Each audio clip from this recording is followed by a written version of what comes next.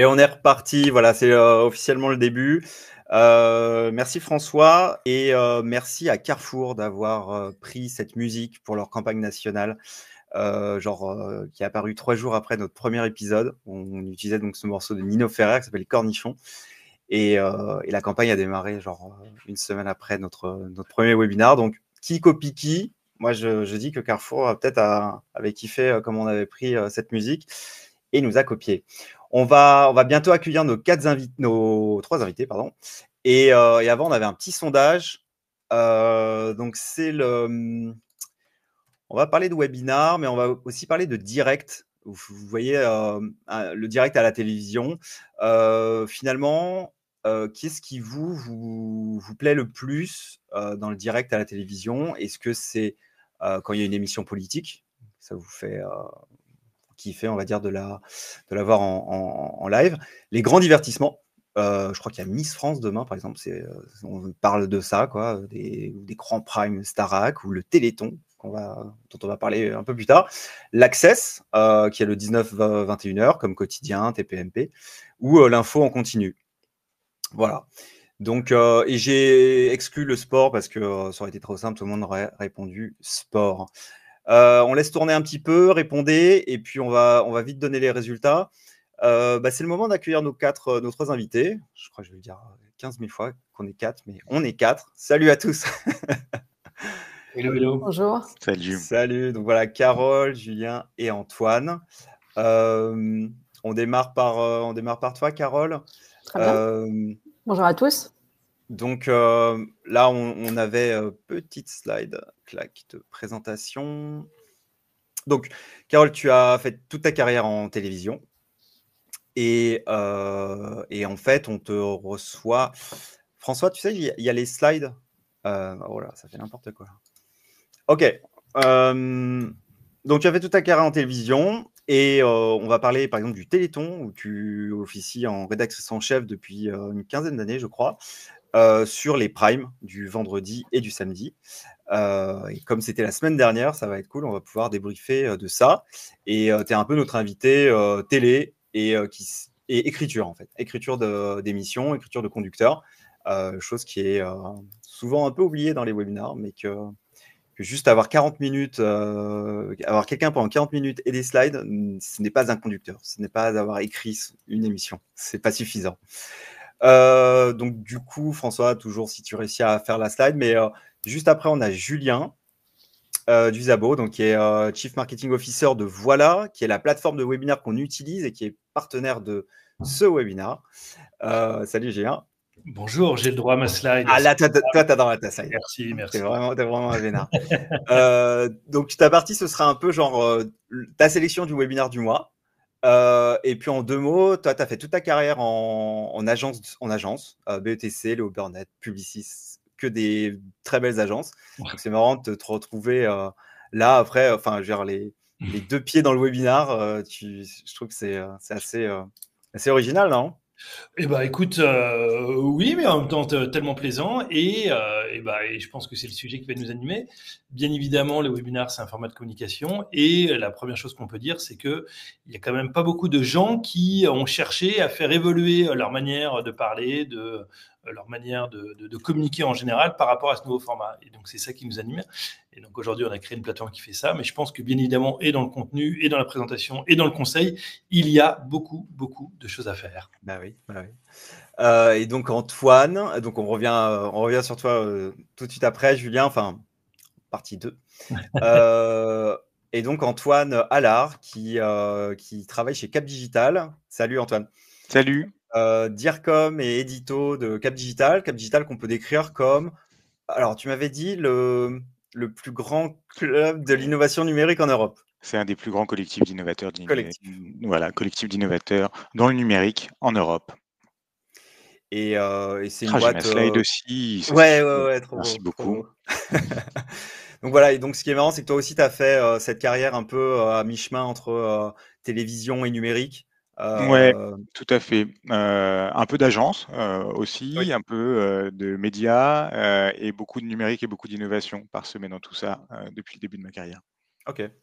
Et bah, du coup, avec toi, on verra comment on manipule le webinar comme format de communication, parce que chez Cap Digital, vous en faites, vous en pilotez, voilà, vous êtes dedans parce que c'est un format qui a du sens pour votre collectif. Exactement, on va étudier tout ça, notamment comment c'est la pierre angulaire de notre stratégie d'animation de notre communauté d'adhérents. C'est ça. On va parler de partage de connaissances et un petit use case intéressant, je trouve, c'est quand vous avez des appels d'offres. Faire du webinaire dans ces cas-là, on va le voir, c'est plutôt pertinent. Est-ce que moi j'ai une slide aussi? C'est fort probable. Donc en tout cas, bah, voilà, je me suis mis une petite slide parce que moi aussi je fais une petite partie tout à l'heure. On va parler de replay et j'en parle en qualité de réalisateur chez Webinar Factory, réalisateur de live. Et moi aussi, un peu comme Antoine, j'ai une carrière comme ça à mi-chemin entre le digital et le monde de l'audiovisuel. Je pense qu'on a maintenant les résultats du sondage. Et donc, donc voilà, en direct, quasiment 60%, c'est l'Access qui reste peut-être la case la plus forte en direct. C'est intéressant, sachant que peut-être aussi c'est parce que les primes sont peut-être de moins en moins regardés, parce que je sais pas, on regarde plus Netflix, etc. Et que peut-être cette case Access, c'est un peu celle qu'on découvre quand on rentre du boulot et qui reste, elle reste forte, elle reste probablement importante, très importante en télévision. Allez, c'est parti. On va inviter Carole à parler juste après son petit jingle.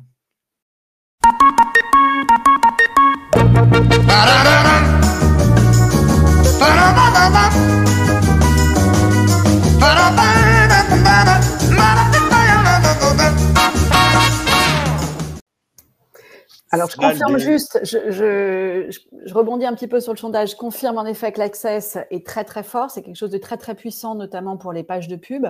Ça génère et ça brasse pas mal de monde. Donc, c'est très important. C'est un carrefour très important pour la télévision, pour les chaînes linéaires. Et donc, je suis pas tellement étonnée, en fait, que l'Access arrive en premier, d'autant plus qu'en fait, l'Access est souvent sur une tranche d'âge un peu plus jeune qu'un gros divertissement en direct en prime. Voilà. Donc, je ne suis pas étonnée en fait que l'Access arrive en premier dans votre sondage. Bah super. Bah en tout cas, ça peut aussi donner des idées de quels sont les formats qui fonctionnent bien en direct et qui plaisent encore. Voilà, toujours, vous avez compris, c'est toujours pour s'inspirer et prendre le webinar comme ça, comme un objet audiovisuel. Donc, c'est inspirant, je pense. Carole, tu es tu as la quarantaine, tu as un mari réalisateur, tu as une jeune adolescente sous ton toit, tu as un bac+4 en droit et passionné de télévision très jeune. Tu vas démarrer dans ce milieu comme attaché de presse, au café, aux photocopies, à la dure. Exactement, et très rapidement, j'intègre l'équipe de Thierry Ardisson sur Rive Droite, Rive Gauche, en proposant de faire les cafés et les photocopies. Je suis en effet passionnée de télé, j'adore la regarder, j'adore la consommer, et maintenant j'adore la faire. Bah, c'est top.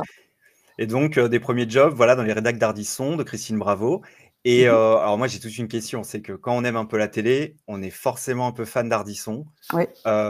Ça va être dur comme question, mais allez, je la pose. C'est quoi la recette d'une interview façon Ardisson? Ouais. Thierry, il bosse, voilà. Il y a vraiment, c'est un énorme bosseur. Il bosse énormément ses interviews, des heures et des heures. Il regarde les papiers qu'il y a eu sur son invité. Il va voir le film, il lit le livre. Et en fait, lui, il était parti d'un constat que Alain Decaux, il pouvait parler 1h30 à la télévision en direct, face cam, sur un sujet d'histoire. Et en fait, il pouvait parler 6 heures qu'il résumait après en 1h30. Donc en fait, Thierry Ardisson, il a repris exactement les mêmes idées qu'Alain Decaux. C'est-à-dire, je bosse mon interview, je connais bien la personne qui est en face de moi, et en fin de compte, je pose une question et je connais déjà sa réponse. Donc, je veux l'amener à la réponse. Ouais, ça, c'est un truc intéressant qu'il faut se garder comme un mantra quand on prépare une interview. C'est quand je pose la question, je connais déjà la réponse. Donc, ce qui veut dire on n'improvise pas. Il y a un travail préparatoire qui est important et un travail aussi de fiche parce qu'après, c'est une équipe qui travaille aussi autour de l'animateur et tout. Donc, il faut qu'aussi la communication de tout ça se passe bien. Exactement. Et tu me disais, juste une anecdote, mais qu'il y avait aussi je sais pas si ça existe encore, mais Bayard Presse qui faisait des fiches sur tout le monde et que finalement qui faisait Alors, des sortes de revues de presse, quoi, de tout le exactement. monde. En fait, Bayard Presse, comme la Maison de la Radio à l'époque, compilait en fait tous les grosses ITV de toutes les personnalités et les compilait dans des énormes dossiers. Ouais. Voilà. Donc maintenant, je pense que tout est numérique, c'est très différent. On trouve énormément de choses évidemment sur le web et je pense que la compile à l'ancienne n'existe plus. Mais à l'époque, c'est ce qu'on faisait. On allait chez Bayard Presse, on photocopiait les papiers qu'on trouvait intéressants et puis après, voilà, on en faisait des synthèses et puis après, l'animateur travaille sur ces synthèses ou travaille directement sur ces papiers. Et pour conclure, c'est vrai que c'est comme ça qu'il a réussi à scotcher ses invités en mode: «Mais c'est moi qui ai dit ça?» Et donc en fait, parce que, C'est voilà, ça. il y La avait un grosse phrase de l'invité, c'était: «Comment vous savez ça?» Et ouais, là, on se disait: «C'est super, on avait gagné on avait gagné le bonus, quoi». Il était hyper content et bien sûr, voilà. ça Donc marche. ça passe par le boulot. Et donc 4 ans d'Ardisson, qui est donc pas d'émission en direct, c'est des tournages Non. dans les conditions du direct, mais pas de Oui, diffusion en direct. 5 ans ensuite, avec Drucker sur justement, pour le coup, des gros programmes en direct et là, tu prends vraiment le goût de ça, certainement de l'ambiance par exemple, d'un Car Régie en direct oui. et puis, Téléthon depuis 2008, donc ça fait beaucoup, ça fait 15 ans alors donc, C'est ça, ça ce fait, programme. pas mal, depuis 2008 exactement. D'abord Et donc responsable d'un prime, puis 2 prime, puis après les ouais, access, c'est ça. voilà. En fait, tu es Et responsable de ces soirées, comme tu l'as décrit, de XXL, de 6 heures de direct le vendredi et 6 heures le samedi. c'est ça, exactement. Alors, rentrons un peu dans la mécanique des conducteurs. Quand on écrit autant d'heures de programme, probablement qu'à un moment, il y a des types de séquences qui vont revenir, tu vois, de manière un peu cyclique. Est-ce que tu saurais nous expliquer un peu c'est quoi les quelques formats de séquences que tu manipules? Est-ce que tu peux nous décrypter? Alors donc, il y a des séquences évidemment de témoignages, hein, puisque ça c'est le Téléthon, c'est avant tout, du témoignage. Donc il y a des séquences de témoignages, il y a des séquences, plus divertissantes avec par exemple quelqu'un qui vient chanter, un chanteur, ou quelqu'un qui va faire un numéro. On a aussi des bénévoles qui viennent pour nous raconter ce qu'ils font sur le terrain. En fait, l'idée de toutes ces séquences, c'est, de pouvoir, les mettre bout à bout, sans jamais embêter le téléspectateur en fait. Toujours Mmh. en proposant du contenu, sans passer à côté de la promesse de l'émission. Ouais. Ouais, parce qu'il y a vraiment l'appel aux dons qui revient comme un gimmick, et qui est super important. Mmh. Moi, quand je t'avais demandé si tu pouvais participer à ce webinaire et parler de conducteurs, il y a tes yeux qui se sont, éclairés comme ça et tu as fait: «Mais oui, j'adore parler de conducteurs et j'ai une vraie passion pour l'écriture de conducteurs». C'est ça. Est-ce que c'est parce que, c'est quoi? C'est le fait de se mettre dans la peau du téléspectateur, d'essayer d'être, un peu visionnaire de C'est ça, c'est se mettre dans la peau du téléspectateur, se dire que, qu'est-ce qu'on a envie de voir nous? Comment est-ce qu'on peut pousser encore plus loin les choses? Comment est-ce qu'on peut avoir un grain de folie un moment? Ou au contraire, comment là, il faut, se calmer et bien être à l'écoute et peut-être faire jouer, une ambiance différente sur le plateau. C'est en fait, écrire un conducteur, c'est aussi penser à la technique, parce que la technique, en fait, on peut bouger, des lumières, on peut bouger des caméras, on peut bouger, à pas la mal de réal, choses. quoi? La réal et puis le contenu. Et c'est passionnant en fait de s'occuper du contenu. Et puis c'est aussi construire une émission par rapport à ce qu'on a en face. Mmh. Donc voir quels sont nos concurrents à quel moment, quelles sont les coupures pub de TF1 à un certain moment, de France 3 à un autre moment, quand est-ce qu'on a un passage de la P1 à la P2 sur donc de la partie 1 de la partie 2 par exemple sur France 5. Donc là on peut récupérer des téléspectateurs en direct. Nous on voit tout ça dans le Car Régie. On peut avoir les chaînes qu'on veut. Donc Oui, oui. on s'amuse avec tout ça. Et évidemment nous on l'a préanticipé. Donc dans la construction d'un conducteur, on construit non seulement la soirée sans passer à côté de la promesse de la soirée, mais on la construit aussi par rapport à une concurrence. Et Mmh. c'est tous ces paramètres-là et toutes ces difficultés que j'aime. Ouais. Alors du coup, quand on est dans le digital, pur et dur, la concurrence, elle est encore plus rude que les quelques chaînes de la TNT, qu'il y a en face, par exemple, du Téléthon. C'est Mmh. une vraie problématique. On avait un petit sondage par rapport au Téléthon. Donc si jamais vous donnez au Téléthon ou si jamais, mettez-vous dans l'idée de donner au Téléthon, qu'est-ce qui, pour vous, serait le déclencheur en fait principal pour votre don? Est-ce que ce serait découvrir l'histoire des malades? Est-ce que c'est le discours de la recherche, on va dire le discours des scientifiques, des médecins? Il y a aussi l'avancée des recherches qui, bon, moi, si je devais te donner mon avis, je dirais ça, parce que je trouve que sur les derniers épisodes, c'est ça qui était étonnant, c'est de voir que maintenant, il y a des résultats et du coup, il y a des trucs un Il y a des peu... victoires. c'est presque Absolument. miraculeux, quoi. Les victoires se multiplient, absolument. Ouais. Et ça, c'est très, très porteur pour tout le monde, parce que le Téléthon, c'est quand même voilà, une émission, mais c'est aussi un élan populaire dans toute la France pendant 48 heures.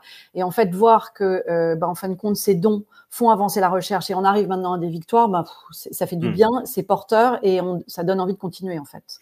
Et du coup, et la dernière proposition, c'est donc le call to action, c'est-à-dire l'incitation à donner, par exemple, de Kenji Girac, une fois qu'il a fini sa chanson et qui y croit, qui regarde la caméra bien en face et qui fait quelque chose de touchant.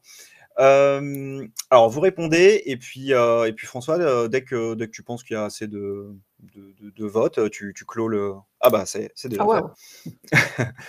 Donc, l'avancée des recherches à 65%. Bon, on en avait parlé, on a peut-être incité tout le monde à voter ça. Et découvrir l'histoire des malades, ça va un peu ensemble. Hein. Exactement. Ça, c'est la promesse numéro 1 de l'émission, c'est vraiment ça. Absolument.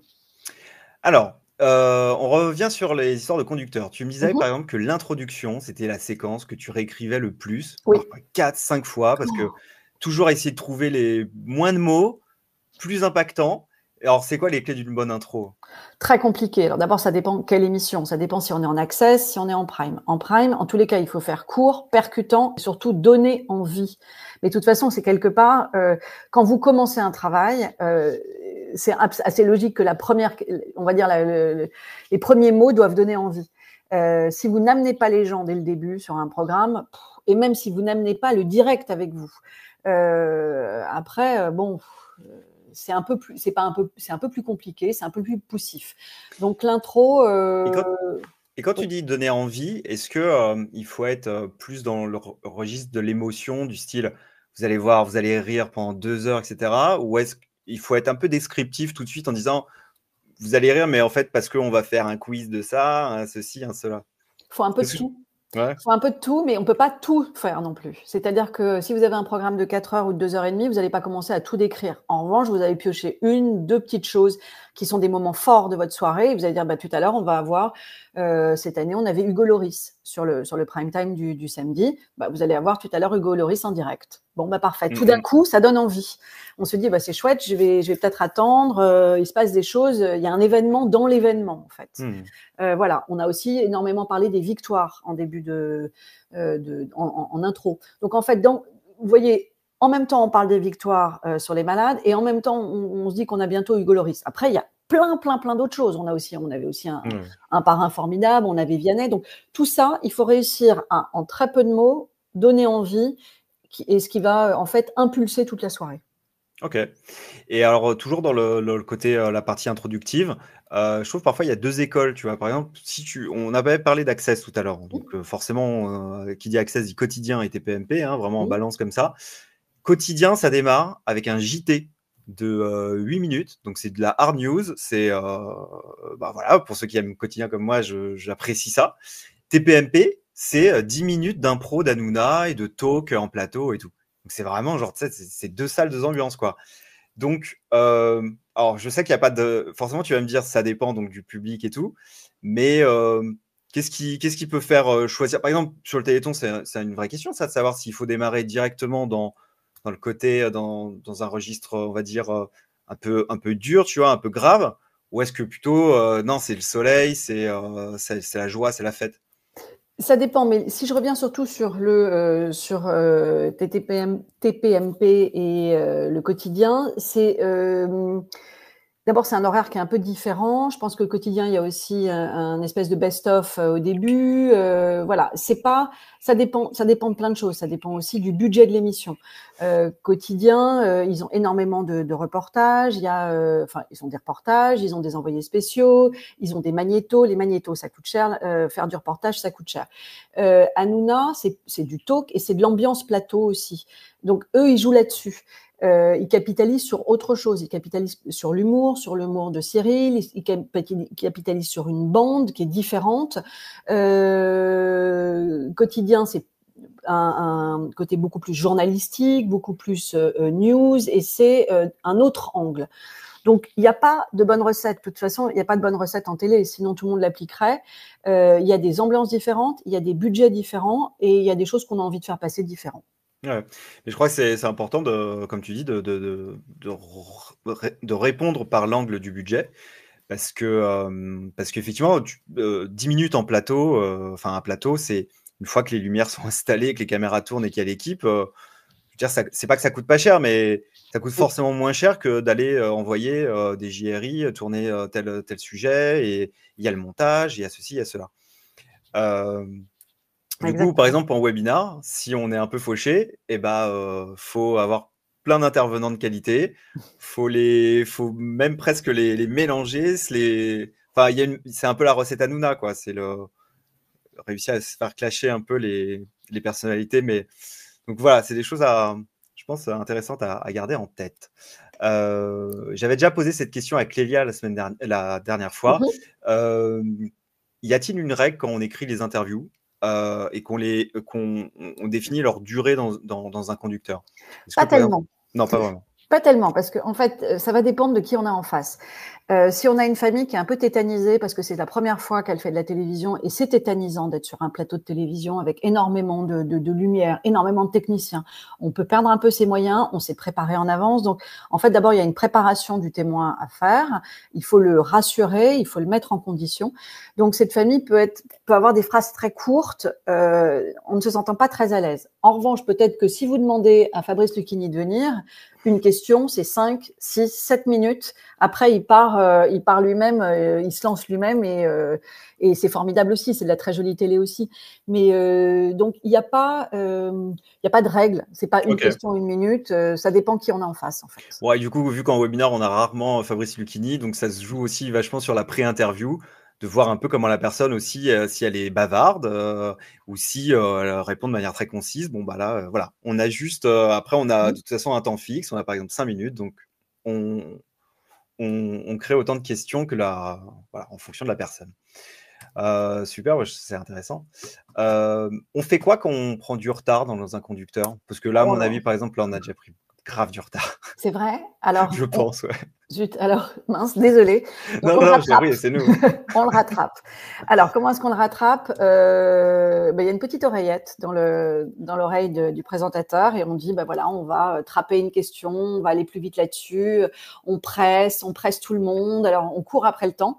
C'est jamais très agréable. Sur l'Access, on a le droit à très, très peu de débords, 20 secondes, 10 secondes, 30 secondes, parce qu'après, il y a le JT, il y a le 20h.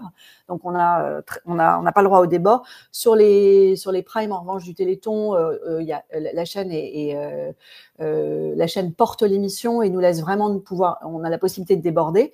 Voilà, mais c'est anticipé au conducteur, c'est-à-dire que même si je peux terminer à 2h du matin, j'arrête mon conducteur à 1h15. Comme ça, je sais que j'ai 3/4 d'heure de débord, ce qui me permet en fait de laisser plus de temps à des ITV que je trouve très intéressantes et qui sont pleines d'émotions, et au contraire aller plus vite sur d'autres moments que je trouve parfois un peu embêtants ou un peu redondants. Ok. Donc ça se gère. Ok. Et on évite de supprimer une séquence, ou c'est plutôt en raccourci, hein? Je raccourcis, je supprime jamais parce que je trouve ça pas très, c'est pas très poli pour les gens qui se déplacent. Si tu as un magnéto de 4 minutes, par exemple, qui est placé à ce moment-là, tu supprimes ou? En général, ce que je fais, c'est des petits trucs je mets toujours un magnéto en fin d'émission qui a déjà été vu pendant la journée. Ce qui veut dire que si ce magnéto-là saute, il aura déjà été diffusé une fois. Donc, ça me laisse 4 minutes un petit secours de 4 minutes. Voilà, ça c'est des petits trucs. Merci pour le petit truc. Quand on se faisait cette pré-interview, on avait parlé aussi de ces programmes comme C'est à vous. Par exemple, tu me disais, C'est à vous, c'est typiquement un programme qui parfois peut se consommer presque uniquement avec le son. Et en webinar, on a clairement cette problématique aussi, parce que les gens vont peut-être démarrer le webinar. C'est souvent une expérience audiovisuelle qui est un peu triste. Nous, on essaye de faire les choses du mieux qu'on peut, mais le webinar classique, c'est deux petites personnes dans leur timbre-poste, là, et puis des slides. Donc, c'est pas visuellement parlant, c'est pas ouf. Est-ce qu'il y a des astuces, d'après toi? Enfin, qu'est-ce qui fait qu'un programme, en fait, on le regarde on le regarde autant qu'on l'écoute?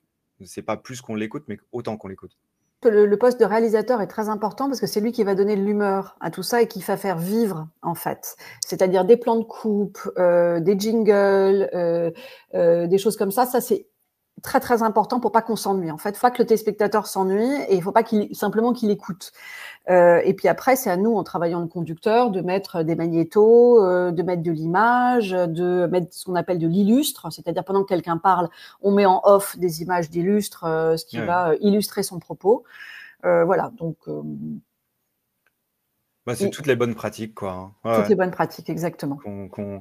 Alors, à notre petit niveau qu'on essaie de faire, effectivement, générique, jingle, on a des images d'illustration, on a vu un petit peu du Téléthon au moment où on parlait de ça. Donc, voilà. Après, ça demande du boulot, en fait. Ah oui, c'est beaucoup de boulot. Il faut les prévoir, il faut les mettre dans la boîte, etc. Tu parlais de jingle, c'est... Parfois, tu vois, quand je parle à des clients du fait qu'il faut des jingles, etc., parfois, je me retrouve même un petit peu embêté parce que, tu sais, leur sujet, parfois, il est sérieux et tout. Et moi, j'arrive avec des trucs de télévision et tout. Tu sais, j'ai parfois un peu peur, tu vois, de leur réaction. Mais finalement, ça sert à quoi un jingle ou ce genre de respiration? On passe sur autre chose. On passe sur un autre sujet et tout d'un coup, on pousse le premier, on passe sur quelque chose d'autre. Voilà, c'est un nouveau chapitre. Voilà. Après, le jingle n'a pas besoin d'être, c'est pas besoin de quelque chose d'agressif. On n'est pas obligé d'être dans un truc plein pot. On peut être aussi simplement dans une couverture, quelque chose qui couvre l'image déjà existante. Le jingle n'est pas spécialement plein pot, il n'est pas spécialement sonore. On peut s'amuser avec tout ça. D'accord. Alors, ce qui est fou, c'est que je viens de perdre mes questions. Ça arrive.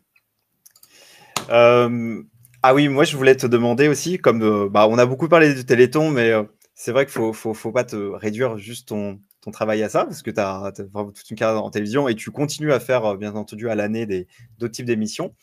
Moi, je me demandais comment on trouvait le nom d'une émission. Le nom d'une émission, c'est un peu la promesse de l'émission. Donc, c'est hyper important de trouver le bon nom. Mais c'est comme un nom de film. Si on se plante sur un nom de film, parfois, c'est pas parfois, le film, c'est plus compliqué pour que le film fasse une bonne carrière, on va dire. Un nom d'émission, c'est pareil. Il faut que, quelque part, on résume toute la promesse de l'émission dans le titre, dans le nom. Et du coup, parfois, il y a des choses qui sont très descriptives aussi, du type le plus grand français de tous les temps, ou le plus beau village de France. Exactement. Moi, j'avais fait l'émission Le plus grand français de tous les temps qui était au Sénat. C'était deux Prime. Bon, là, c'est très clair. C'était un classement des plus grands français de tous les temps. J'ai fait aussi le français préféré des Français. Ça, c'était le classement du JDD.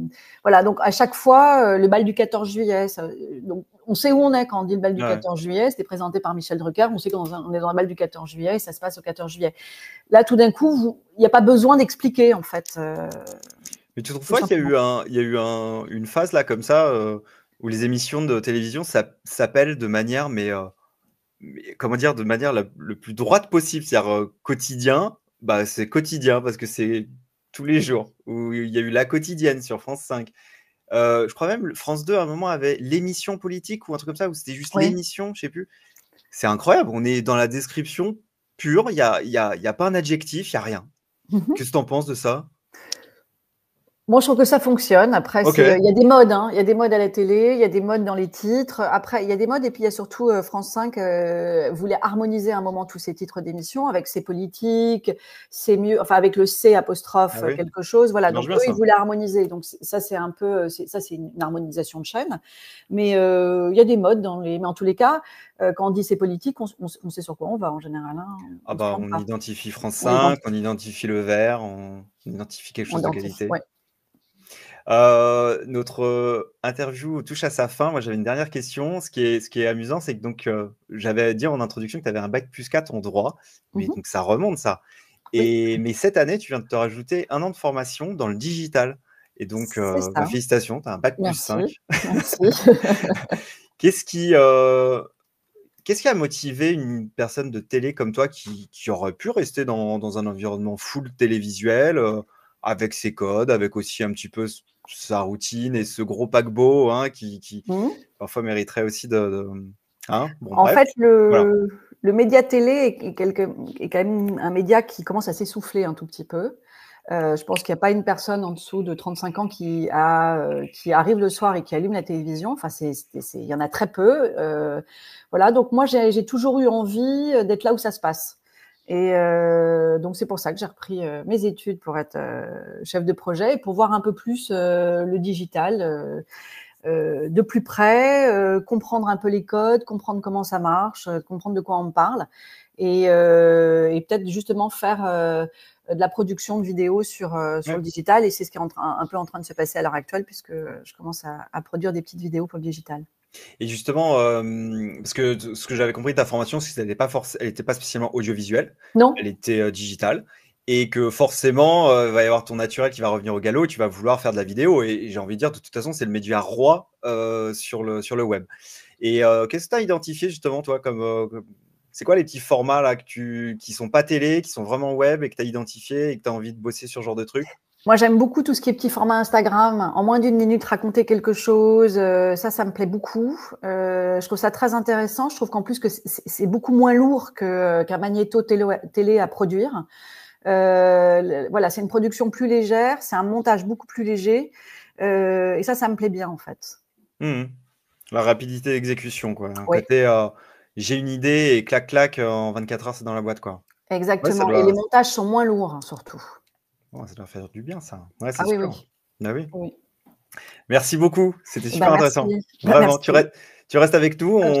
Si on a du temps, on se fait une petite table ronde à la fin. Très bien. Qui n'est pas scriptée, où vraiment ce sera parole libre. Alors, on avait un résultat de sondage à envoyer, et puis le chat se chauffe un petit peu. N'hésitez pas à envoyer des petits emojis, s'il vous plaît. Ce serait super sympa pour dire merci à Carole et dire que c'était fort intéressant. Merci bien. Donc, le fameux trigger, eh bien, on en avait déjà parlé, je suis désolé. En fait, on a déjà parlé de ces résultats. Allez, on enchaîne avec Julien Duisabo de chez Voilà.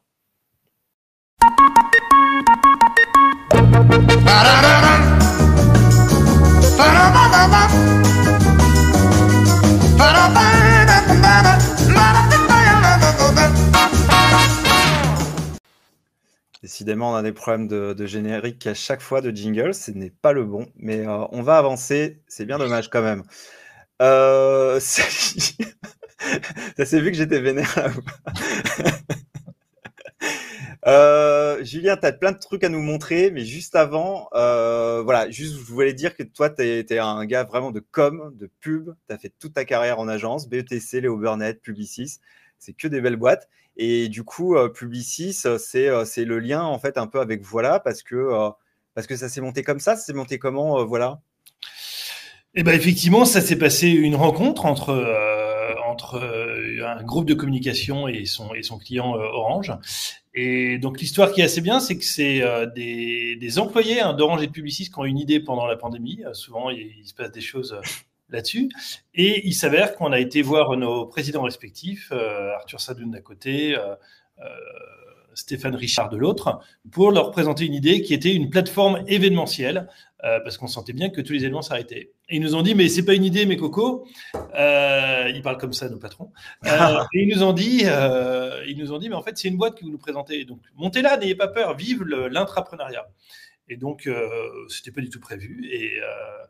Et moi, étant assez curieux de nature, je me suis dit, mais ouais, il faut se lancer dans l'aventure. Et donc, ils ont joué le jeu. Et donc, c'était bien. Et donc, moi qui avais l'habitude de faire du newbies, c'est un newbie sur lequel on l'a vraiment transformé. Et donc, c'est assez passionnant, exaltant de réaliser une idée qu'on avait pu voir vraiment sur un coin de table. C'était quand même dans une cuisine. Voilà, c'est là où, comme quelquefois, les startups, on dit que c'est dans des garages. Là, c'est dans une cuisine. Mais on arrive là-dessus et c'est beau de se dire qu'à partir d'un coin de feuille, on est arrivé aujourd'hui à 30 personnes, une plateforme qui tourne, plus plus de 200 événements et dont une centaine des webinaires cette année. Et donc, de voir que cela peut se réaliser. Donc moi, je refais le pitch vite fait de voilà. Donc 2 ans hein, seulement. Tout à fait. C'est incroyable. Franchement, je trouve ça incroyable. Le produit, là, où est-ce qu'il est arrivé en 2 ans? Je trouve ça vraiment fort. Et d'ailleurs, ton directeur technique me disait, j'ai l'impression d'avoir, il a bien bourlingué hein, dans sa carrière, mais il m'a dit, j'ai l'impression d'avoir la meilleure équipe de toute ma carrière. Et franchement, sérieusement, je pense qu'en 2 ans, avoir fait autant sur la plateforme, c'est vraiment bien. Je redis que l'un des points les plus intéressants et les plus importants de voilà, c'est ce qui se passe en ce moment à l'antenne, c'est les layouts qui changent, une vraie réalisation. On me met en avant, on me met avec Julien, il y a des slides, il y a des médias, tout ça. Ça fait partie de ce qu'on cherche, l'expérience audiovisuelle. Et pour le faire, on a besoin d'outils. Et voilà. Exactement. Et puis, bon, on a vu le conducteur, donc on essaye de faire en sorte qu'on peut synchroniser des activités, des jingles, des chapitres qu'on fait là-dessus. Et effectivement, on a un studio aussi intégré dans le cloud. Et donc, c'est intéressant de voir que tout ça est disponible à partir d'un simple ordi. Okay. Et donc, j'en profite pour répondre à Raymond. Ouais. Pourquoi on a choisi Voilà? Parce qu'on aime bien cette marque. C'est une sorte d'interjection qui raconte le réel. Et puis, c'est une marque qui était disponible dans le portefeuille d'Orange, puisque peut-être que pour certains d'entre vous, le chat, voilà, vous aviez une adresse email, vous avez eu un moteur de recherche, et notre bourlingueur CTO a été en charge de fermer ce domaine, et donc il a décidé de le réouvrir avec nous. Et donc voilà. On aime bien cette marque, c'est un mot international, donc on espère qu'un jour on pourra vraiment l'utiliser là-dessus. Moi, j'ai eu mes premières émotions de chat sur Voilà. Hein. Tu sais qu'il y avait un chat sur Voilà, et au début, on était, je sais pas, 100, 150, et ça va, on pouvait encore se parler. Mais très rapidement, après, on était 3000, et ça floudait terriblement. Donc ensuite, on allait sur Caramel, parce qu'il y avait des petites salles de 30 personnes. Quoi. Et d'accord, je ne veux pas savoir quels étaient tes premiers émotions. À l'ancienne. Mais c'est beau. À l'ancienne. Tu as des trucs à nous montrer. Le thème un peu de cette rubrique, c'était les Oscars du webinaire. Bon, c'est un peu pompeux, mais peut-être que tu reviendras pour le refaire à chaque fois. Mais écoute, c'est gentil parce qu'on a la chance d'en voir beaucoup passer. Ouais, exactement. Et on a la chance de voilà, la signature de Voilà, c'est Digital Live That Counts. On pense que c'est important de faire des moments qui comptent le live parce que c'est rempli d'émotions et on essaie de faire ça.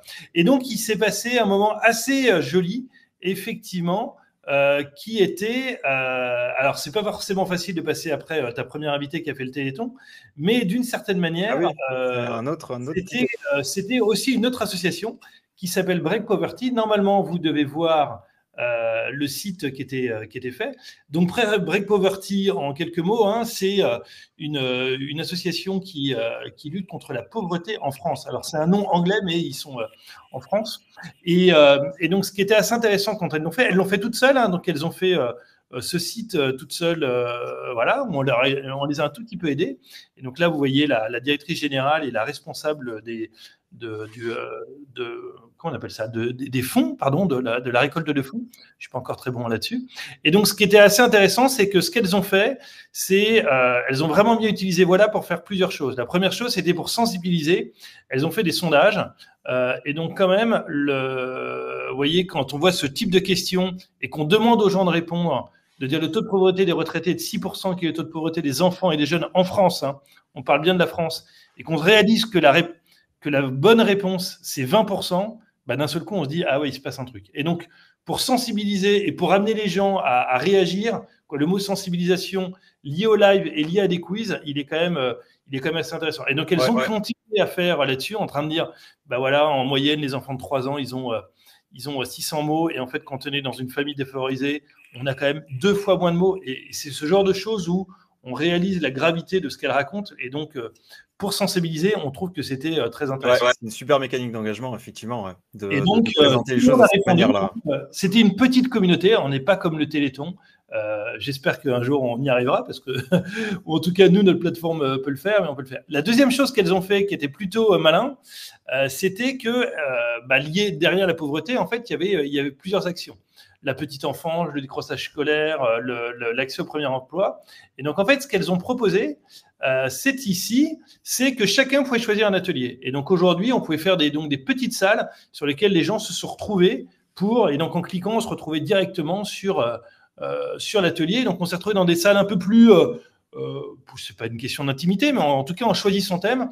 Et donc là encore, comme on parle d'engagement, et comme les gens choisissent, et à chaque fois il y avait quelqu'un qui était expert sur ce sujet, et d'un seul coup, je pense que les gens sont bien évidemment restés tout du long, et c'était juste en un seul clic qu'on pouvait le faire. Est-ce que dans ces petites salles, les gens pouvaient plus facilement allumer leur webcam et vraiment démarrer une visio en fait? Alors, pas complètement. Non, mais ça aurait- Par contre, non, mais aurait pu. aujourd'hui, on peut accueillir des gens en visio, j'ai envie de dire un par un, avec des questions vidéo. Donc, effectivement, c'est des choses qui sont possibles. Mais c'est ça qui est assez intéressant, moi, je trouve, que dans l'engagement digital, c'est que les gens… Par contre, il y avait énormément de choses dans le chat. C'est-à-dire que là, on le voit, les gens répondent, mais d'un seul coup, quand on sent qu'on est un peu moins nombreux, je reprends ton exemple de chat sur feu, voilà, entre guillemets. Là, tout le monde communiquait et la personne qui animait répondait directement. Et donc, il y avait un réel échange et dialogue. Et je pense qu'avec le chat, et moi, je trouve que Twitch raconte bien ça, hein, les gens, ils n'arrivent pas forcément en vidéo. Et pourtant, il y a énormément de relations et de dialogues avec une communauté.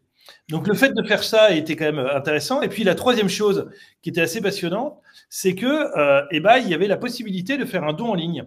Et donc, ce don en ligne, il apparaissait directement en overlay sur la vidéo. Et donc, les gens ont pu remplir ce don. Et donc, le chiffre qu'on peut donner, c'est que 10% de l'audience a donné. Je ne sais pas quel est le chiffre pour le Téléthon, mais en tout cas, elles étaient ravies, nous aussi. Et ce qu'on trouve quand même très intéressant, c'est que c'est comme ça qu'a été pensé Voilà, c'est de limiter beaucoup les parcours. Moi, je reviens d'une agence digitale où à chaque fois on parlait de parcours digitaux et du nombre de clics pour arriver à une action. Et en fait, ce qu'on essaye de faire, c'est de limiter au maximum, en tout cas de réduire à un seul clic les actions qui sont faites. Bien sûr, ouais. Et donc, ce qui est intéressant, c'est que le don en un clic sur Voilà, c'est possible. Ne pas quitter la plateforme, c'est clé hein, quand on veut faire un call to action qui fonctionne bien. Techniquement parlant, on est d'accord que c'est une sorte d'e-frame d'un site web, ou est-ce que ça a été un module créé de manière custom, ou est-ce que c'est Non, là en l'occurrence, c'est… Oh là là, on parle technique, c'est beau. Non, en l'occurrence, c'est de l'e-frame. Et donc, on peut embedder, j'ai envie de dire, n'importe quelle page. On peut mettre LinkedIn, on peut mettre du Google Maps, on peut mettre un agenda. L'agenda, peut-être qu'à un moment, ton agenda va apparaître en fin de webinaire pour qu'on puisse prendre rendez-vous avec toi là-dessus. Tout à fait. Et donc ça fonctionne très, très bien. En fait, dès qu'un site web, et ils le sont tous, et ce qu'on appelle responsive, c'est-à-dire a une version pour smartphone, donc du coup, on a un format bien vertical comme ça, qui prend une place parfaite sur le côté de l'image. Voilà, et donc on a essayé de faire en sorte que ça arrive assez facilement là-dessus. Et donc c'est comme ça que ça fonctionne. Voilà. Alors, je reprends la main un instant. François, on avait ce petit sondage à envoyer sur le webinar et la façon de faire de l'argent avec le webinar. On vous pose une question. D'après vous, quelles seraient ces parties, on va dire, ces verticales, celles qui, là où le webinar vraiment est fait pour rapporter de l'argent? On vient d'en parler. Une association qui lève des fonds, un coach qui cherche à vendre ses formations, et ça a lieu, hein, même dans le monde de ce qu'on appelle de l'infopreneur, des gens qui gagnent pas mal d'argent en faisant ça. Ils savent que le webinar est un moment de transformation où vraiment c'est comme du live shopping, quoi. C'est maintenant, c'est maintenant. Un promoteur immobilier, par exemple, qui présenterait son nouveau programme auprès d'une base bien qualifiée. Et puis, hommage au live shopping chinois, le chinois qui a 1 million de coques iPhone à écouler. Et ils le font en Chine, ce genre de truc. Il y avait un reportage très marrant où la nana disait moi, j'ai fait un live de 8 heures, j'ai vendu 1 million de marmites. Et ils en sont à un truc où on n'y est pas encore, nous. Mais je ne sais pas si on y serait un jour, mais on fera un point sur le live shopping chinois, un de ces quatre. Tout à fait. C'est intéressant. Donc du coup, fort de tout ça, tous ces enseignements, vous avez compilé un petit peu quelques datas. Oui, tout à fait. Alors, comme on essaye on en voit beaucoup au passé, et donc derrière les mots webinar ou autres, on sent bien qu'il y a des attentes qui sont quand même assez différentes. Et donc, ça nous semblait important à un moment de repartir en fait des objectifs qu'il y a, parce qu'on sent bien que en fonction des personnes qui sont des demandeurs, les personnes qui font et le fait qu'on arrive jusqu'en live, en fait, les attentes sont extrêmement différentes. Et donc, c'est pour ça qu'on a identifié, on va dire, 4 grands formats qu'on voit le plus souvent. La com événementielle, hein, c'est donc notre métier, entre guillemets, de départ, hein, des gens qui faisaient des événements et qui aujourd'hui veulent le diffuser par le digital. Le live conseil, qui est quand même un peu ce que tu racontais, aussi bien pour faire de la promotion immobilière qu'on a fait par exemple avec Bouygues Immobilier, mais qui est vraiment du one to few, j'ai envie de dire, où on est là pour présenter des services et pour répondre à des questions, et en même temps, on ne va pas se mentir, pour générer du lead. Donc on est dans une sorte de relation commerçante. Le webinaire externe qu'on fait, j'ai envie de dire un peu là, c'est-à-dire que c'est un peu un retour d'expérience, mais on est aussi un peu là pour générer des leads. Et puis le rendez-vous interne, où on pense que les gens en ont marre de Teams, 18 heures par semaine, hein, je vous rappelle, pour les cadres en France, et qui ont dit, tiens, on aimerait bien faire des trucs un peu différents parce que d'avoir le timbre-poste avec des slides, on en a un peu marre. Alors, c'est ce que vous allez me dire, attention, est-ce que c'est en train de faire? Là, quand même, la slide est jolie, le timbre-poste est un peu plus grand, et surtout, vous avez vu, il y a des fonds qu'on a pu faire là-dessus.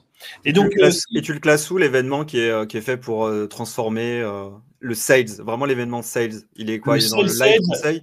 Bah, on le met dans le live conseil parce qu'en fait, ce qu'on a vu, c'est que le sales slide un peu pur et dur où on présente le produit comme des influenceurs chinois, en fait, en France, ça prend pas beaucoup. C'est-à-dire des marmites. Ou des marmites, ce que tu veux. On voit bien quand même que et c'est vachement intéressant parce que c'est culturel, c'est qu'aujourd'hui, nous, en France, on a du mal, quand on suit un influenceur, en fait, on le suit pour sa partie, j'ai envie de dire, d'information. L'influenceur qui devient vendeur, quelquefois, on a un peu de mal, même si on voit bien toutes les limites qu'il y a ça. Et la deuxième chose, c'est que en Chine, hein, vous savez, il y a ces super apps où c'est à la fois des lieux de contenu, mais aussi des lieux de vente.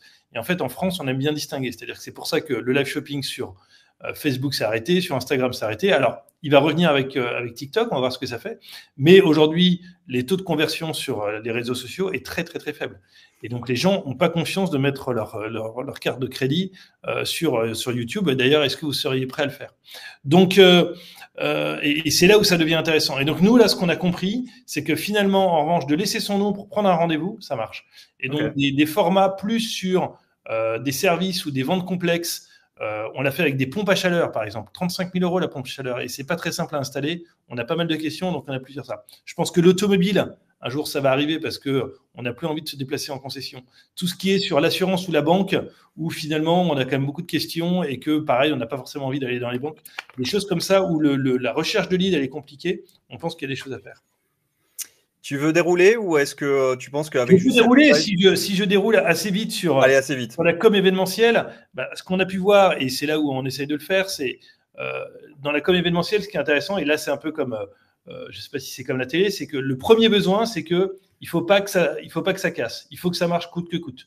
C'est les assemblées générales, c'est le grand chef qui parle. Très peu d'interactions, mais on veut que ça marche partout et que ça soit nickel et que, en gros, ils achètent de la garantie, quoi. Ouais. Et donc ça, ils cherchent une plateforme robuste et pas forcément avec beaucoup d'interactions. On est vachement dans le contrôle. C'est ça qui est intéressant. Et donc finalement, on a peu d'activités et les grands chefs aiment bien parler, donc c'est souvent assez long. Deuxième format, c'est le live conseil. On vient d'en parler. Et donc là, on vient vraiment chercher du conseil, pas forcément beaucoup d'interactions. Le temps de visionnage, il est un peu plus court parce qu'on vient, comme le nom l'indique, chercher un conseil et on se dit, tiens, si ça m'intéresse, je donne mon nom. Si ça ne m'intéresse pas, finalement, je pars. Et ce qui est intéressant, c'est que là, on cherche à être au plus près des audiences. Et donc, c'est ce qu'on a écrit dans le Hot Fuzz, c'est que nous, on peut s'intégrer directement dans les carrefours d'audience. On ne va pas forcément inviter les gens. Les gens, ils ne vont pas se dire dans leur agenda, ah bah tiens, à ce moment-là, je vais écouter un live d'Engie. Non, ils voient le live d'Engie, ça les intéresse, et donc d'un seul coup, ils se mettent directement dessus. Troisième, le webinar. Donc ça, ce qu'on veut, on est plutôt sur un peu du B2B, c'est ce qu'on est en train de faire. Là, il y a pas mal quand même d'engagement, parce qu'on est là c'est un peu plus informel, on est là pour prendre des questions, les gens font eux-mêmes, c'est-à-dire que d'ailleurs, c'est toi qui as fait ton propre webinaire, alors avec les doigts de fée de François, mais c'est quand même vous-même qui êtes à la fois les présentateurs et les organisateurs. Et donc là, on fait en sorte que la plateforme, les gens soient autonomes dessus, et on voit que ça doit être assez court, moins d'1 heure, pour que les gens puissent garder leur attention. Et le dernier, c'est le rendez-vous interne, Et donc là, on est vraiment pour fédérer et mobiliser les équipes. On cherche à faire des choses en dehors de Teams. On cherche à dépasser les slides. On veut montrer qu'on peut prendre des infos, on peut récupérer du feedback. Et ça, moi, ce que je trouve assez passionnant, et on est assez convaincu là-dessus, c'est que le management en interne, en tout cas la communication interne, elle doit beaucoup évoluer. Je pense que des mails aujourd'hui, ça suffit plus. Des baby-foot, ça ne suffit pas non plus. Et par contre, comme la vidéo, c'est vraiment le support, j'ai envie de dire, commun et presque standard, d'améliorer sa qualité pour s'intéresser à ses employés et de prendre leur feedback, on pense qu'il y a des choses à faire. Ok. Bon, bah, top. Ça, moi, personnellement, je trouve qu'il manque le format genre sales, mais peut-être peut-être que je bloque là-dessus. Si, vendons. Ah, si, moi, je serais ravi. Hein. Et c'est super intéressant, en tout cas, ton bémol sur voilà, l'aspect conseil. Après, moi, je prends un exemple vraiment un peu bête et méchant. Aujourd'hui, une agence qui travaillerait, je sais pas, avec le comptoir des cotonniers pour vendre des jolis hauts, etc. Une agence qui fait si on leur proposait du webinaire, probablement qu'ils ferait des webinaires sur le coton, le truc éthique, sur tous ces aspects-là. Et de l'autre côté, tu as la nana qui a une boutique comptoir des cotonniers à Nancy, qui va faire un live shopping sur son Facebook où elle va montrer chaque vêtement, et puis qui, elle, est dans une optique de vente pure. Donc, et si tu vas encore plus loin, et tu peux même avoir Martine qui le vend en seconde main sur Le Bon Coin et qui peut faire son spécial. Voilà. Non, mais je suis d'accord qu'aujourd'hui, et c'est ça la beauté de la technologie, c'est que chacun est en capacité de produire son live. Et donc, c'est ça qui est assez beau en Chine, hein, c'est que ça a montré que n'importe qui pouvait le faire. On a vu ces images avec des rangées entières de streamers. En tout cas, la technologie aujourd'hui, elle est accessible. À partir d'un téléphone, on scanne un QR code, on peut streamer, on peut organiser directement là-dessus.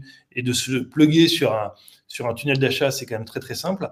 Donc, ouais, c'est accessible à tous. Après, revient toujours la question de l'audience. Et donc ça, il faut trouver les bons carrefours sur lesquels les gens sont faits. Nous, on aimerait bien discuter avec Le Bon Coin pour voir comment on pourrait avancer là-dessus. On pense que peut-être qu'un Bon Coin V2, ça serait de mettre du live. Voilà. Qui sait? Ah oui, j'en suis sûr. Je lance aux amis du Bon Coin. Voilà. J'y ai pensé à ça, c'est une très bonne idée. Allez, merci Julien, il faut qu'on avance. Allez, à tout de suite. Et donc, c'est parti pour ma partie où on va parler de replay.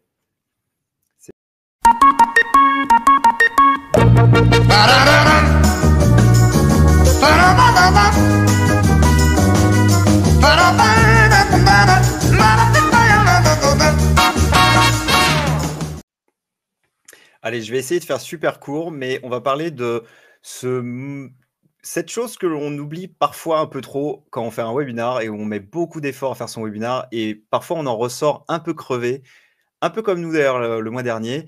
Et du coup, toute cette phase de post-show, on la dépriorise un peu alors qu'en fait, elle est méga importante. Et Antoine nous en parlera tout à l'heure. Lui, il me disait que c'était presque un tiers du job de faire le replay. J'ai 3 choses à vous montrer. Le premier, c'est un logiciel de montage qui s'appelle CapCut et qui sort pas de nulle part parce que, en fait, c'est marrant parce que je m'en suis rendu compte seulement ce matin, mais qu'il est édité par ByteDance. Et ByteDance, peut-être que ça vous parle pas, mais c'est ceux qui sont derrière TikTok, donc qui sont aujourd'hui une sorte de Facebook, hein, un géant du numérique. Et pourquoi je l'aime bien ce soft? Parce que par rapport à des logiciels comme Premiere, etc., on ne démarre quasiment jamais d'une page blanche et vierge. On a accès à plein de templates. L'interface ressemble un peu à Final Cut, d'ailleurs. Donc, elle est un peu à la Apple et elle est agréable. Et voilà. Et en fait, la promesse, c'est de dire que pour n'importe quel texte, c'est un peu le Canva. Il y a un côté un peu Canva, quoi, où à chaque fois, on réapplique des thèmes, des presets, etc. Moi, je trouve que c'est brillant. Il y a même des effets qui sont très rigolos, qui permettent vraiment de dynamiser le truc. L'abonnement, il est à 10 balles par mois, un truc comme ça. Donc, franchement, ça vaut le coup. Là, Opus Clip, c'est le truc du moment. Tous les mecs qui sont un peu dans la vidéo en parlent en ce moment. C'est powered by OpenAI, donc je pense pas que c'est lancé par OpenAI, mais donc OpenAI, c'est ceux qui sont derrière ChatGPT et je crois DALL-E, qui est le truc d'image. En gros, la promesse, c'est vous lui chargez une vidéo, par exemple, de 30 minutes où ça parle et il vous sort une dizaine de clips en ayant analysé le texte et avec cette capacité aussi de créer des sous-titres à la volée. Si vous avez déjà vu des vidéos comme ça, où il y a des mots comme ça qui apparaissent très vite, où les mots deviennent verts, jaunes, etc., dites-vous que c'est OpusClip qui fait ça. Le process, il est le suivant. Oh, pardon. Voilà, c'est ça. En gros, là, par exemple, j'ai chargé une vidéo de la dernière fois, du premier webinar. Il y a une retranscription texte sur le côté et on peut donc remettre les poignées, dire ah maintenant tiens, je voudrais bien que ça commence un petit peu plus tôt, un peu plus tard, etc. Et après, vraiment le côté sous-titrage, il est fait mais automatiquement. C'est un gain de temps incroyable. Et ce qui est assez drôle, c'est que il fait de la reconnaissance de visage aussi. Et donc nous, qu'on avait cette image de webinar, donc avec deux fenêtres, mais finalement, il a compris. Il a compris qu'il y avait deux personnes qui parlaient en même temps, et il nous a stacké l'un sur l'autre pour se sortir ce fameux format vertical. Parce que tout le but de ce truc-là, d'OpusClip, de CapCut, etc., c'est que c'est des outils pour faire du vertical. Nous, en webinaire, là, on continue à faire de l'horizontal. Il y a une vraie réflexion, d'ailleurs, qu'on se pose la question en ce moment de savoir s'il ne faut pas réaliser en vertical directement, puisque les formats de replay seront verticaux.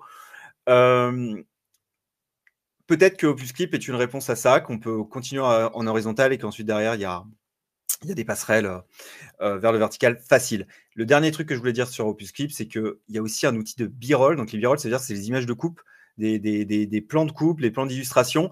Et en fait, en analysant le texte, il est capable de vous dire. Donc, moi, par exemple, là, je parlais de. Voilà, je ne dis pas le détail, mais je parlais d'une nana qui avait un casque, un micro-casque sur la tête, etc. Il a compris le mot, il m'a proposé cette image. Après, vous la prenez pas. Et puis après, surtout, vous pouvez changer cette recherche aussi.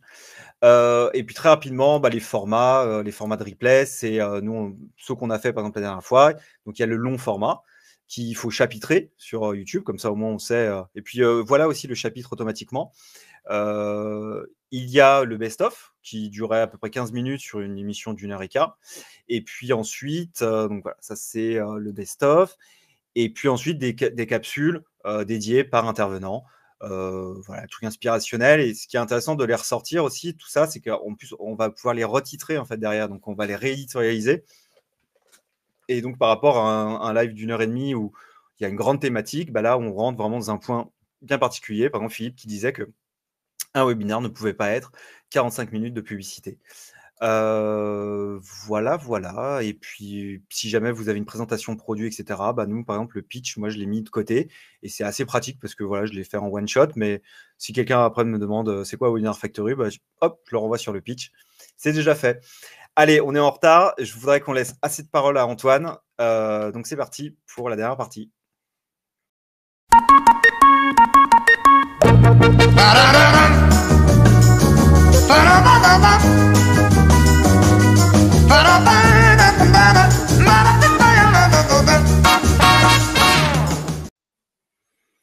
Hello Antoine.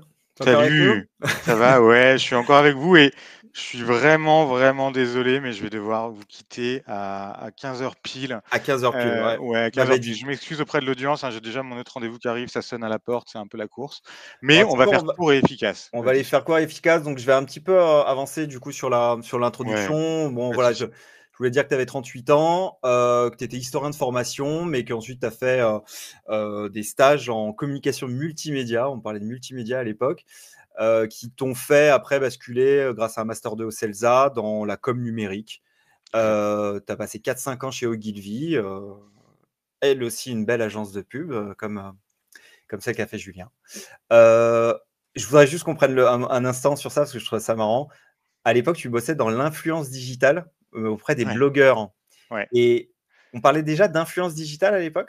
Ouais, on parlait déjà d'influence digitale. En fait, à l'époque, on avait déjà, alors à l'époque, on parle de 2010, fin des années 2000, on avait déjà bien compris qu'il y avait énormément de processus de décision, notamment de décisions d'achat, qui se prenaient après avoir consulté des avis en ligne, et notamment des avis émis par des espèces de leaders d'opinion qui commençaient à se dégager qui étaient les blogueurs, hein, les premiers influenceurs digitaux, on va les appeler comme ça.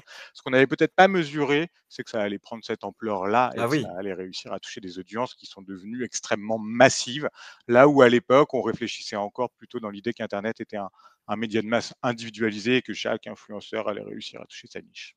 Ouais. Et puis tu me disais aussi, ce qui était marrant, c'est que à l'époque, c'était un métier qui était assez connecté au RP. Et donc, Ouais, du coup, tout à il y fait. avait une forme de.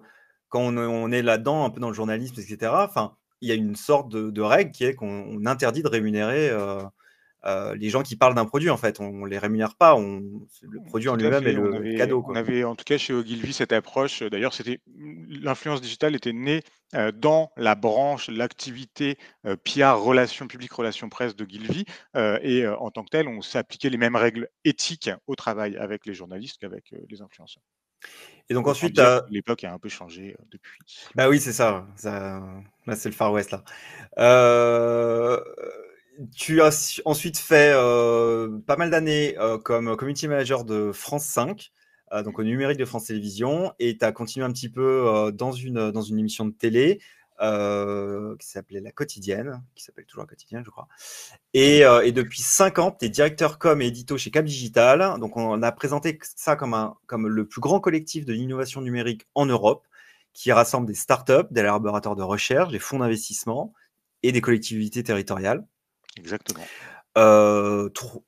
Trois axes qui sont l'animation, une forme de networking à mettre en place pour encourager vraiment que tous tes membres se parlent et développent du business. Mhm. Partager des connaissances et des expertises. Et ensuite, vous mettez en place aussi des projets qui permettent vraiment de vous positionner comme un tiers de confiance et de mettre un peu tout le monde autour de la table parce qu'ils vous font confiance, alors qu'ils ne se seraient jamais parlé sans vous. Oui, et puis surtout l'idée de réunir différents acteurs de l'innovation numérique pour développer des projets à forte intensité technologique. C'est un peu ça qu'on fait aussi dans le domaine de la data, de l'IA. Notre conviction, c'est qu'on peut être très bon tout seul, mais qu'on est bien meilleur quand on réussit à associer les meilleures startups avec les meilleurs centres de recherche, avec les meilleures universités, avec les meilleures grandes entreprises, avec les meilleurs investisseurs, avec les meilleures collectivités territoriales pour porter et développer un projet innovant, que ce soit à une échelle nationale ou dans une dimension européenne. Mmh. Et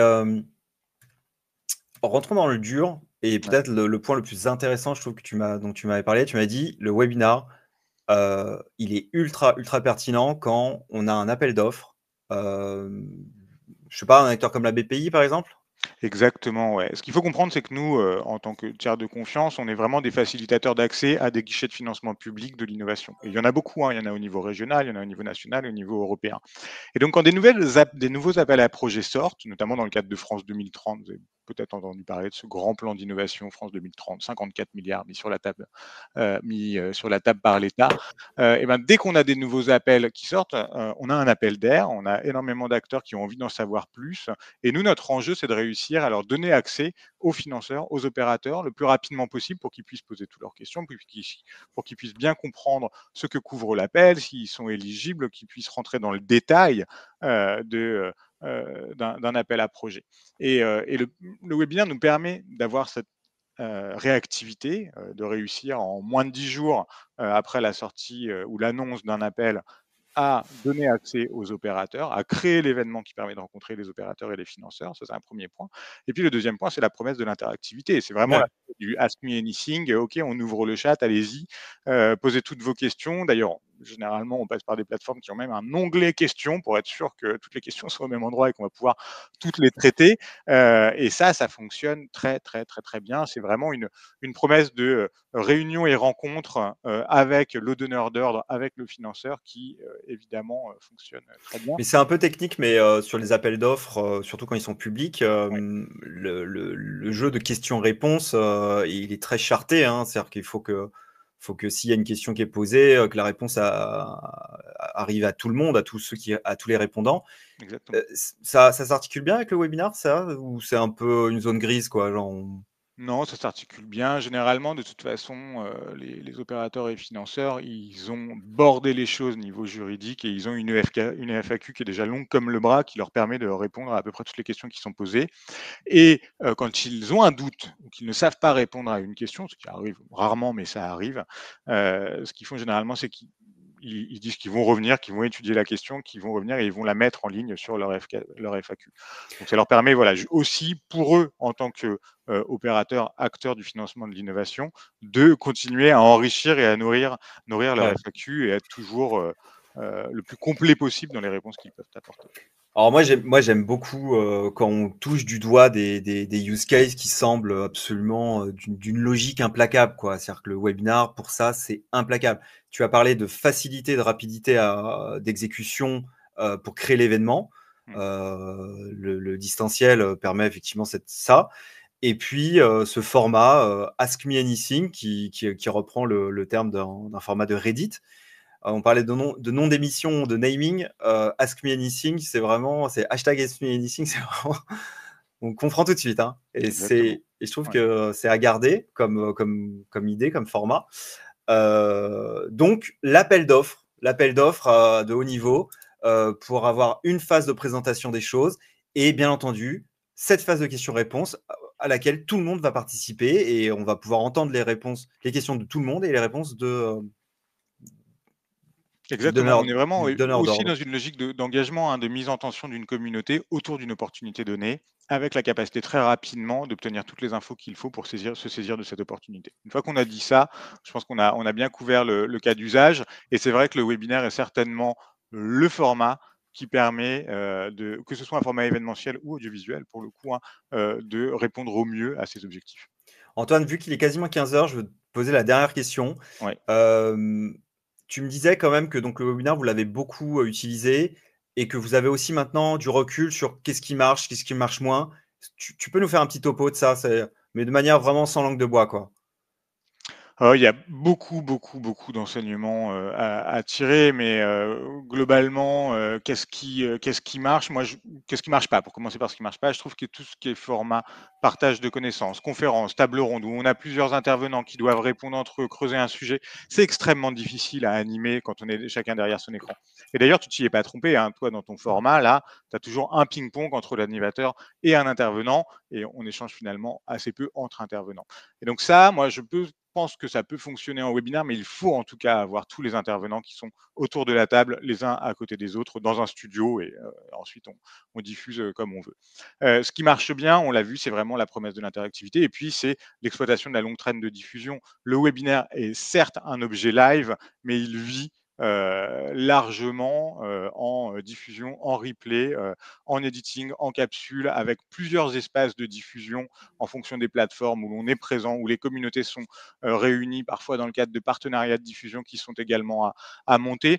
Donc voilà, ça c'est aussi un enseignement. En tout cas, je ne sais pas si c'est du bon côté ou du mauvais côté, ce qui marche ou ce qui ne fonctionne pas, mais en tout cas, c'est absolument essentiel de penser l'objet webinar non plus uniquement comme un événement, non plus uniquement que comme un objet audiovisuel, mais un mix des deux, et qui, dans sa temporalité de diffusion, doit aussi être pensé comme tel. On a vu l'importance du conducteur, l'importance de travailler la dynamique éditoriale d'un webinaire. Je pense qu'il faut aussi être très attentif et exigeant à la capacité à bien le diffuser et à être capable de toucher son audience, ses cibles, aussi bien en live qu'en post-diffusion.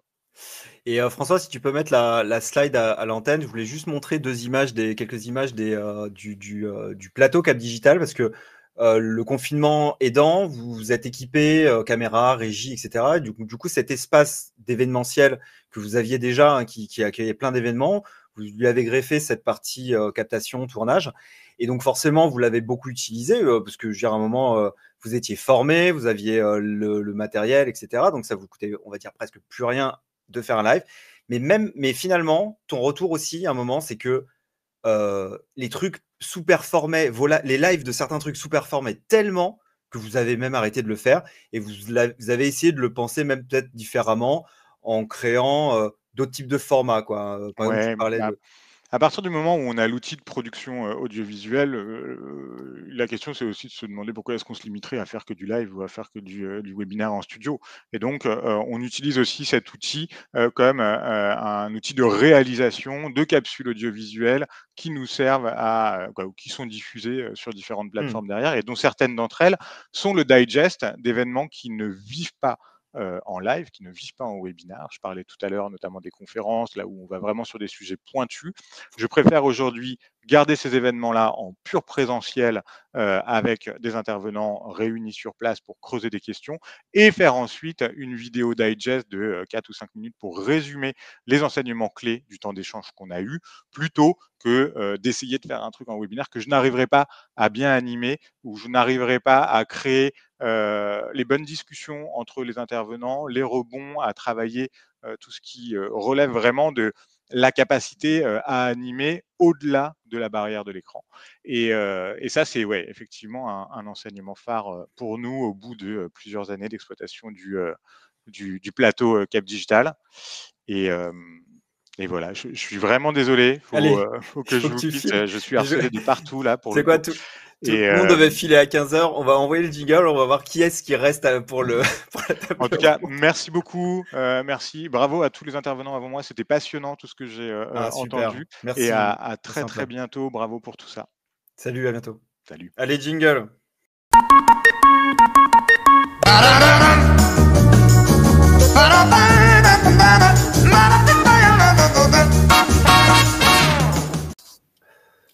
Ah, il y a quand même Carole. Oui, et moi, je vais devoir vous quitter aussi dans 3-4 minutes, max. Ok, génial, ça nous laisse. Et merci aussi, Julien, d'être encore là. Franchement, c'est pas scripté là maintenant, donc c'est vraiment c'est open bar, open mic. Carole, est-ce que tu as envie de dire un mot de conclusion ou Non, est-ce que ça t'a évoqué tout ça, ce format, ce nouvel objet audiovisuel là? Ouais, je pense qu'il y a vraiment des passerelles à trouver entre parce que moi je suis plus sur les conducteurs. Je pense qu'il y a des passerelles vraiment à trouver entre créer un conducteur pour de la télé et créer un conducteur pour des webinars. Je pense qu'il y a vraiment il y a des choses à trouver, quoi. Parce que lorsque je voyais le deuxième intervenant nous parler de sa levée de fonds pour l'association, que j'ai absolument trouvé formidable, avec plein de bonnes idées, avec d'abord interpeller les gens, tout ça. Là, je me suis dit qu'il y avait vraiment il y a des passerelles. Et pourtant, parlons-en. Et pourtant, le Téléthon, dans le côté numérique, eux, ils sont allés sur le gaming. Oui. Ils ont investi Twitch, quoi. Ils ont fait comme un Z-Event. Ça, c'était leur réponse. Enfin, je crois que ça marche bien d'ailleurs. Hein. Oui, ça marche bien, absolument. Ils sont non, mais ils sont très numériques. Ils sont sur Twitch. Ils sont énormément relayés sur les plateformes digitales de France Télé. Voilà, il y a une digitalisation, on va dire, du Téléthon, même si ça reste un événement sur une chaîne linéaire, enfin sur des chaînes linéaires. Ce qui est intéressant, moi, je pense que c'est là où la chose dont on a réalisé, c'est que les marques, ou en tout cas, doivent devenir, entre guillemets, des médias. C'est-à-dire qu'aujourd'hui, elles ont les moyens pour le faire. Elles doivent produire de plus en plus de contenu. Je ne sais pas si vous avez vu, mais la patronne de BETC, qui est une grosse agence, disait, et c'est un peu notre métier, en 2000, on avait un format qui était un format 30 secondes dans la pub. En 2010, c'était 10 formats parce qu'il y avait un peu des réseaux sociaux. Et en fait, aujourd'hui, en 2020, il faut en faire plus de 300 là-dessus. Et on sent que en fait, les marques communiquent. Alors après, on pourrait dire qu'il y a de l'infobésité et qu'on fait trop de choses. Et donc, on sent bien qu'aujourd'hui, il y a ça. Et c'est intéressant de voir aux US, d'ailleurs, qu'il y a des startups qui se sont montées pour vraiment créer des studios avec des gens de la télé qui font ça. Et nous, ce qu'on a vu, proposant ça, c'est que les gens qui gèrent mieux le direct, c'est bien la télé. Parce qu'en fait, la télé, depuis le début, s'est lancée sur le direct. Et donc, c'était quand même passionnant de voir que le direct, c'est le fond de ce qu'il y a. Et moi, je pense que vous devez vraiment défendre ça parce que c'est un savoir-faire qui est compliqué à apprendre. Hein. C'est fou comme les gens n'y arrivent pas. Et ça, vous devez vraiment le préserver par rapport à d'autres plateformes ou autres. Alors, ce que je trouve aussi assez intéressant là-dessus, enfin, je rebondis sur ce que vous venez de dire, il y a quand même deux choses. C'est que nous, en télé, on part d'un ce qu'on appelle un conducteur. Un conducteur, c'est totalement écrit. On sait exactement le son doit envoyer ça, le jingle doit être envoyé. Là, le conducteur que tu m'as envoyé, Ben, ça ressemble pas à ce que moi j'ai en main en général. Voilà, il y a ça. On avait un conducteur qui ressemble certainement à celui qu'ils utilisent nous pour nous. Pour vous, d'accord. Là, tu as eu un peu le chemin de faire des questions, mais tu le verrais, tu dirais, ah oui, ça ressemble à nos conducteurs. Et après, ce que je trouve très intéressant, c'est que nous, en télé, moi, je me bats avec une chose, c'est la durée des plateaux. Et souvent, je dis aux équipes, il vaut mieux être trop court, quitte à ce que le téléspectateur en redemande et ils aient encore envie de voir. Il vaut mieux sortir frustré que sortir parce qu'on en a marre. Ouais. Ouh, c'est pas mal ça. Je retiens. Et tu disais aussi qu'il fallait pas hésiter à laisser tourner une séquence quand elle est forte et quitte à prendre du retard sur le reste. Oui, ça, je ne couperai jamais une bonne séquence. C'est pas possible. À un moment, on fait de la bonne télé. Alors ça, c'est le rôle d'un rédac chef, c'est-à-dire qu'il est à l'oreillette. Donc, il y a un moment, il laisse ce qu'on appelle vivre la séquence, parce que si c'est une bonne séquence qui va ramener des dons, c'est quand même nous, l'idée, c'est de ramener des dons. Mais même dans une bande séquence, je vais dire, simplement d'émissions de variété ou de divertissement classique, on coupe pas une bonne séquence. On va se rattraper sur le reste après, mais on coupe pas.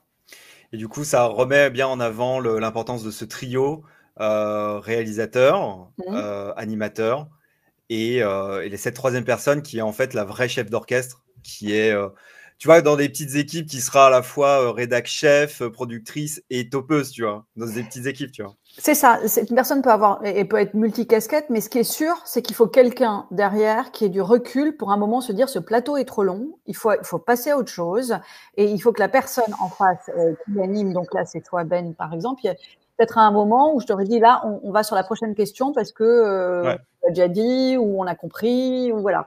Donc il faut avoir ce recul de cette personne derrière pendant que les autres ils ont les mains dans le cambouis.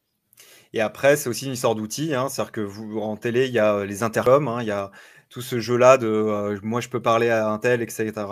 Et nous, comme on est en distanciel, en fait, on a plein d'outils. On peut avoir du chat, on peut avoir une petite oreillette aussi, etc. On peut le mettre en place. Mais c'est vrai que c'est pareil. C'est des choses qui demandent quand même d'en faire un, d'en faire deux, d'en faire trois. Et puis, à un moment, on se rend compte que, allez, on peut progresser là-dessus. Donc, on va mettre en place les workflows, les choses à mettre en place, quoi. Voilà.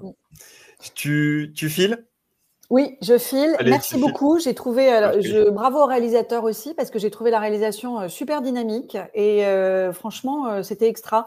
Tous ces fonds de couleurs, vous avez joué avec tous les fonds, les jingles, tout. Enfin, franchement, c'était extra. La réalisation, j'ai trouvé extra. Et le contenu aussi. J'ai découvert plein de choses. Donc, merci beaucoup à tout le monde. Dans une personne de télé, ça fait très plaisir. Ouais. Merci, au revoir. Carole. Salut. Bon, Julien, on se dit... On se dit à très vite. On se dit à très vite. Et bah ouais, et bravo aussi encore à la plateforme, hein, parce que on utilise Voilà là à 100%. Avec François, vu qu'on est dans le live depuis longtemps, on a nos outils, on a des logiciels dédiés. Mais là, pour cela, on voulait vraiment utiliser Voilà en entier. Et c'est ce qu'on a fait et ça permet ce résultat.